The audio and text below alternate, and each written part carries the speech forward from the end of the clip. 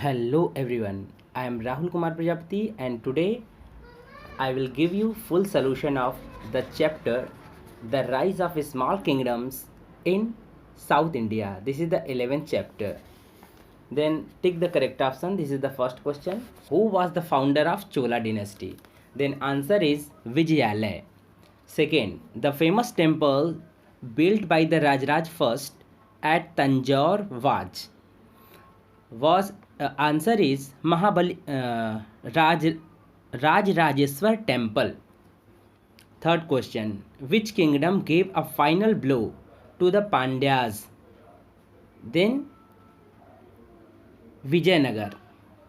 Answer is Vijayanagar. Next, the term Mandalam stand for. Answer is a province. Next, what was the main source of income of Chola rulers? Then answer is land tax. Next question, fill in the blanks. During the 750 CE, South India saw the rule of Cholas, Pandyas and Cheraj. Next, Indian historians believe that Chalukyas were. Answer is great warriors. यहाँ fill up होगा great warriors. Next, third, Vijayalaya defeated Pallavas. Next, Rajendra Chola succeeded Rajaraja. Then next, fifth, temples was the main center of education during the 700 CE to 1200 CE in South India. यहाँ पर temples भी हो सकता है और कांचीपुरम भी हो सकता है. कांचीपुरम में भी टेम्पल है और वो भी सेंटर्स जो था एजुकेशन का सेंटर था. Next question C, sort the names of the king as per their dynasties and arrange them according to their period. नीचे कुछ शासकों के नाम दिए गए हैं, कुछ चोल शासक हैं और कुछ पांड्य शासक हैं. उनको उनके कालक्रम के अनुसार सजाना है.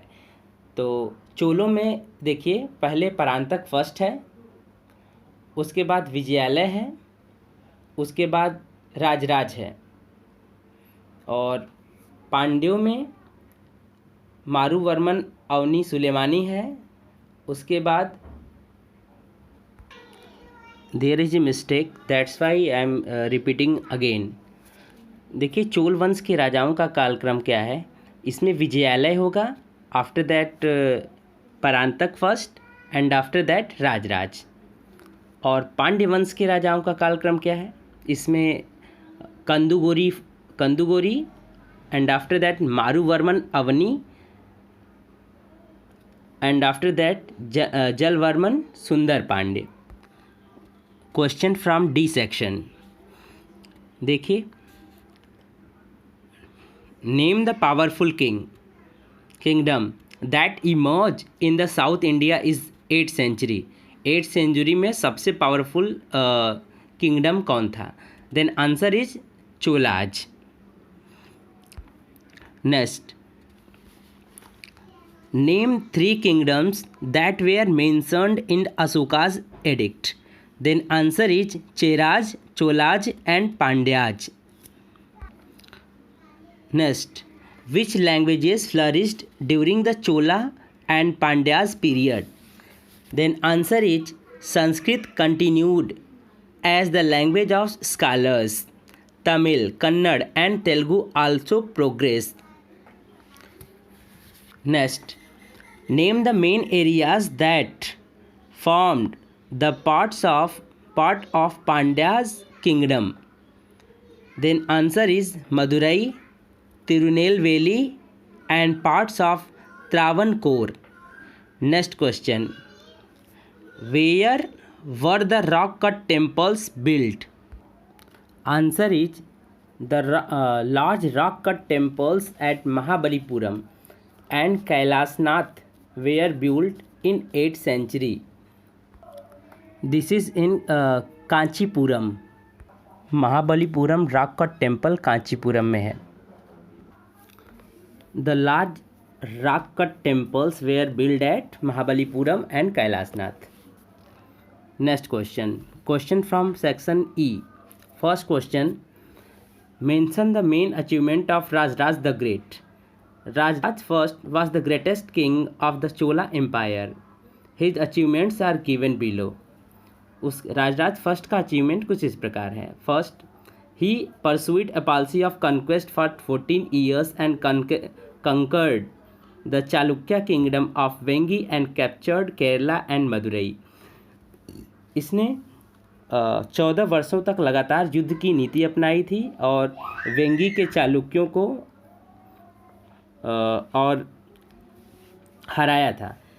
इसके साथ साथ इसने केरला और मदुरई पर विजय प्राप्त की थी. Next point number B, he build the famous temple Rajarajeshwara as Tanjore. Tanjore में इसने राजेश्वर टेम्पल बनवाया था. C, Chola empire rose as a supreme power under him. उसके शासन काल में चोला किंगडम की खूब प्रगति हुई थी. Next question, describe the socio economic condition of the people in the southern state. आपको साउदर्न स्टेट के सोशल, सामाजिक और आर्थिक दशा के बारे में बताना है. Then first, social condition. The society of south India was also caste ridden like that of north India. उत्तर भारत की तरह ही दक्षिण भारत में जातिगत व्यवस्था पर आधारित समाज था. Brahmins and Kshatriyas. Brahmin, it means priestly class, and Kshatriyas means warrior class, dominated the lower castes. The peasant tilled the land which belonged to the rulers are the temples. देखिए यहाँ पर ब्राह्मण और क्षत्रिय जो थे इनका वर्चस्व इस समय था और किसान जो है उनकी ज़मीनों पर खेती करते थे. Next, economical condition. Land revenue was the main source of income. It was fixed at 1/3 of the produce by the Chola rulers. Chola ruler के समय जितना भी प्रोडक्शन होता था यानी एग्रीकल्चर में, उसका 1/3 जो है टैक्स के रूप में लिया जाता था. The economic condition of the people. The economic condition of the people was good. लोगों की आर्थिक दशा अच्छी थी. The agriculture, trade, weaving were the chief occupations of the people. यहाँ पर एग्रीकल्चर, ट्रेड और वेविंग ये लोगों का मुख्य व्यवसाय था. The irrigational facilities were well developed which increase the agricultural yield. कृषि क्षेत्र में बहुत सारा सुधार हो जाने पर एग्रीकल्चरल प्रोडक्शन बढ़ गया. The Chola rulers spent a major part of the income on the public welfare. यहाँ पर चोला रूलर जो है लोगों के कल्याण पर ज़्यादा मनी स्पेंड करते थे. ये बहुत अच्छी बात थी. Next question, what were the religious beliefs of the people in the southern state during the medieval period. Medieval period में दक्षिण भारत में लोगों के धार्मिक विश्वासों के बारे में बताना है. देन आंसर इज, इसमें कुछ पॉइंट्स में आंसर हैं. फर्स्ट, रिलीजियस बिलीफ्स है. Hinduism was the most popular religion. वैदिक सेक्रीफाइसेस वेयर क्वाइट कॉमन. इस समय हिंदू धर्म जो है बहुत ज़्यादा पॉपुलर था और वैदिक सेक्रीफाइसेस वेयर कॉमन, ये बहुत कॉमन था. Point B, the cult of lord Vishnu and lord Shiva became important during this time. यानी वैष्णव धर्म और शैव धर्म ये समय बहुत ज़्यादा पॉपुलर हो गया था. Kanchipuram was an important centre of pilgrimage for Hindu devotees. Kanchipuram जो है हिंदुओं के लिए तीर्थ यात्रा का सेंटर बन चुका था और यहाँ पर ढेर सारे भक्त आते थे और यहाँ एजुकेशन का भी सेंटर था. The bhakti saint preached the teaching of the epic of the Ramayana and Mahabharata. यहाँ पर भक्ति संत जो थे वो उपदेश दिया करते थे, और वो उपदेश रामायण और महाभारत जैसे महत्वपूर्ण ग्रंथों से संबंधित थे। These epics they are translated into many South Indian language, और इन ग्रंथों का दक्षिण भारत के लैंग्वेज में ट्रांसलेट किया गया था। The next point E, they were against the caste and class distinction. वो लोग जाति व्यवस्था में विश्वास नहीं करते थे, यानी वहाँ बहुत अच्छी ही व्यवस्था थी, यानी वो जाति व्यवस्था के अगेंस्ट थे। Next question, describe the development of art and architecture under the southern rulers. Art और आर्किटेक्चर के बारे में बताना है। देखिए, कला और स्थापत्य। The rulers of southern kingdom where also a great pattern of art and architecture. ये लोग कला और साहित्य, कला, स्थापत्य कला के संरक्षक थे। They built A number of important temples. The Pallavas brought in a new style of temple architecture, rock cut architecture। पल्लवों ने रॉक कट आर्किटेक्चर, एक नई स्टाइल यानी पहाड़ों को काट करके टेम्पल बनाना, इस आर्ट को लेके आए। The shore temples of Mahabalipuram built by the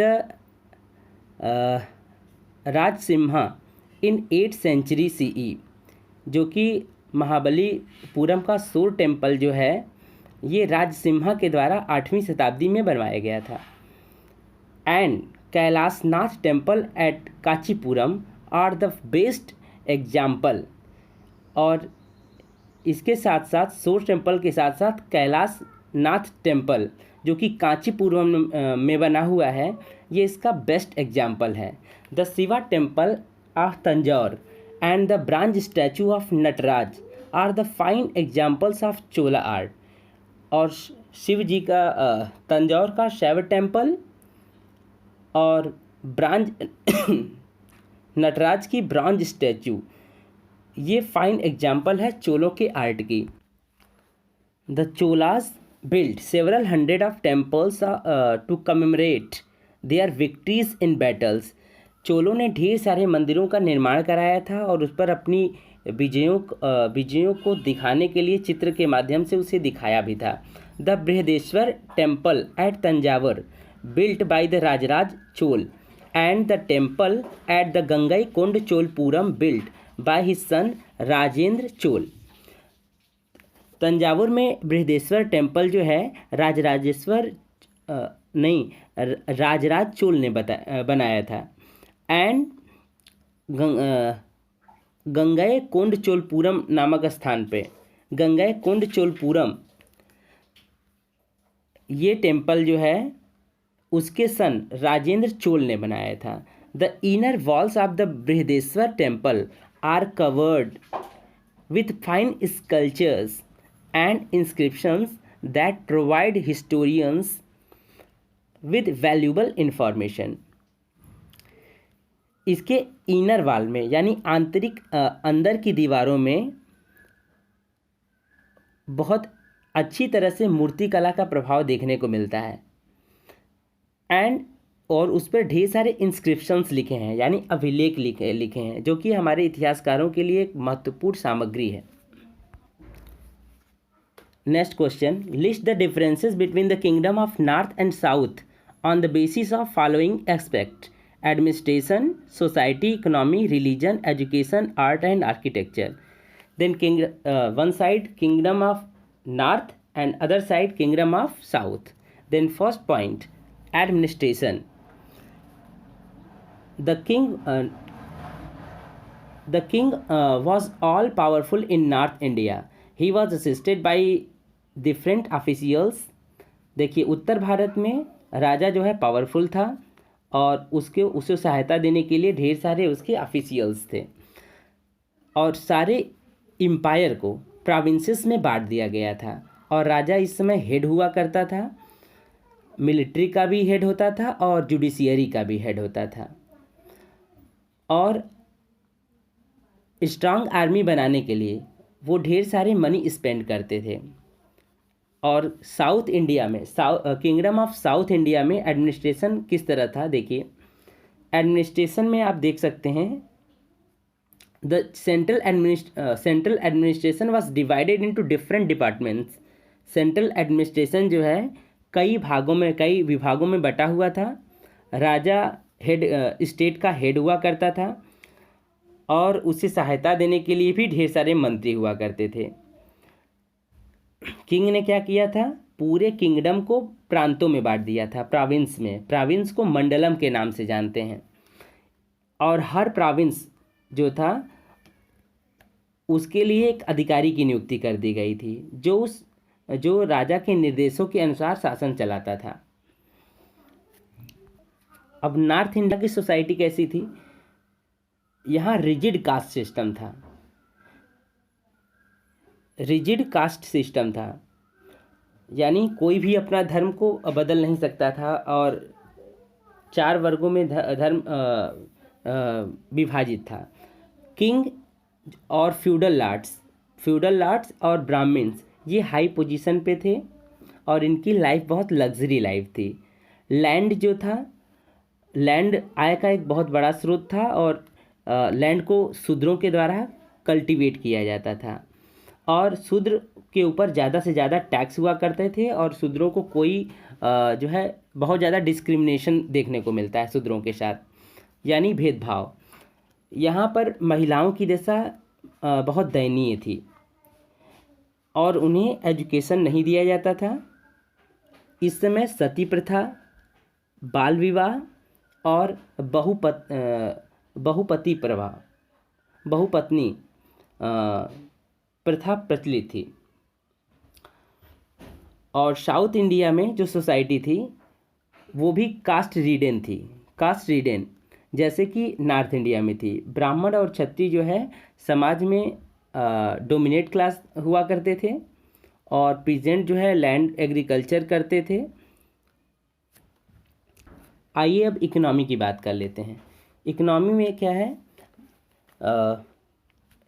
there was a great economic disparity among the different social classes, यानी बहुत ज़्यादा भेदभाव दिखाई देता है। रॉयल फैमिली, हाई ऑफिशियल्स और व्यापारी ये बहुत प्रॉस्परस थे यानी समृद्ध थे और गांव वाले बहुत पुअर थे। टेम्पल्स जो थे यहाँ पर धनी लोगों का ही बोलबाला था और इसीलिए विदेशी इन्वेडर्स जो है इस पर अटैक किया करते थे क्योंकि यहाँ पर जो है चढ़ावा बहुत ज़्यादा चढ़ाया जाता था मंदिरों में और जो विदेशी आक्रांता आए और मंदिरों को ही निशाना बनाए थे। यहाँ पर फ्यूडल सिस्टम था नॉर्थ इंडिया में और राजा जो था पुरस्कार के रूप में जो है लैंड दिया करता था अपने ऑफिसर्स को और बदले में क्या होता था वो उन्हें मिलिट्री असिस्टेंट सैनिक सहायता उपलब्ध कराते थे। अब साउथ इंडिया की इकोनॉमी देख लीजिए। यहाँ पर भी लैंड रेवेन्यू जो है आय का एक महत्वपूर्ण स्रोत था और ये 1/3 था। इकोनॉमिक कंडीशन जो है लोगों की अच्छी थी। एग्रीकल्चर, ट्रेड, वेविंग ये लोगों का मुख्य व्यवसाय हुआ करता था।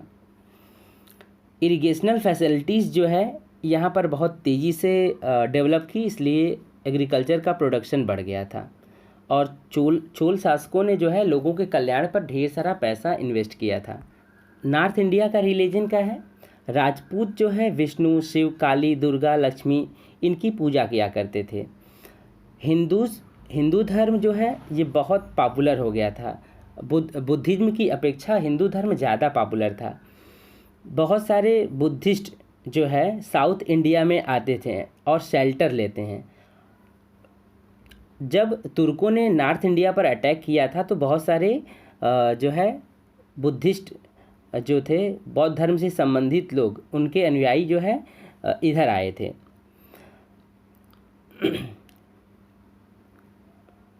हाँ, इस समय जो है नालंदा पर अटैक हुआ था और इसीलिए वहाँ से वो भाग करके बुद्धिस्ट जो है बौद्ध धर्म के अनुयायी इधर आए थे। यहाँ पर भक्ति जो संत थे वो ईश्वर की आराधना करते थे और सामाजिक भेदभाव का विरोध करते थे और अंधविश्वास से और जो है लोगों की संकीर्ण विचारों का खंडन किया करते थे। साउथ इंडिया का रिलीजन क्या था देख लेते हैं। Religion played an important part in the life of the people in south India. Religion इस समय लोगों का जो है महत्वपूर्ण भाग बन गया था। बौद्ध धर्म और जैन धर्म साउथ इंडिया में बहुत ज़्यादा पॉपुलर नहीं थे। हिंदू धर्म जो था बहुत ज़्यादा पॉपुलर था। Vedic sacrifices were quite common and और विष्णु जी की जो वैष्णव धर्म और शैव धर्म ये बहुत ज़्यादा पॉपुलर हो चुके थे इधर। नेक्स्ट, नॉर्थ इंडिया का एजुकेशन कैसा था? वहाँ प्रारंभिक शिक्षा एलिमेंट्री एजुकेशन दी जाती थी और ये टेम्पल्स और मोनेस्ट्रीज़ में दी जाती थी, मठों में। यूनिवर्सिटी ऑफ नालंदा और विक्रमशिला ये शिक्षा के बहुत बड़े केंद्र हुआ करते थे नॉर्थ इंडिया में। यहाँ पर फिलॉसफी और दर्शन की शिक्षा दी जाती थी। इसके साथ साथ मैथ्स और साइंस फिलॉसफी और दर्शन की शिक्षा दी जाती थी, लेकिन मैथ और साइंस ये सब्जेक्ट की अवहेलना की जाती थी, यानी इसको उतना महत्व नहीं दिया जाता था।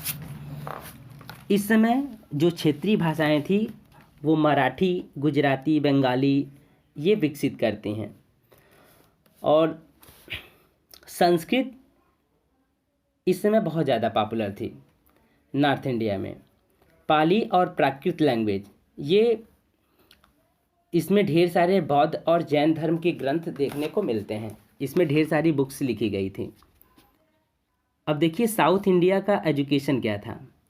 कांचीपुरम जो था एजुकेशन का एक बड़ा केंद्र हुआ करता था और यहाँ पर संस्कृत और क्षेत्रीय भाषाओं में जैसे तमिल भाषा में एजुकेशन दिया जाता था। इसके साथ साथ दूसरी लैंग्वेज जो थी कन्नड़ और तेलुगु ये भी प्रोग्रेस करती है।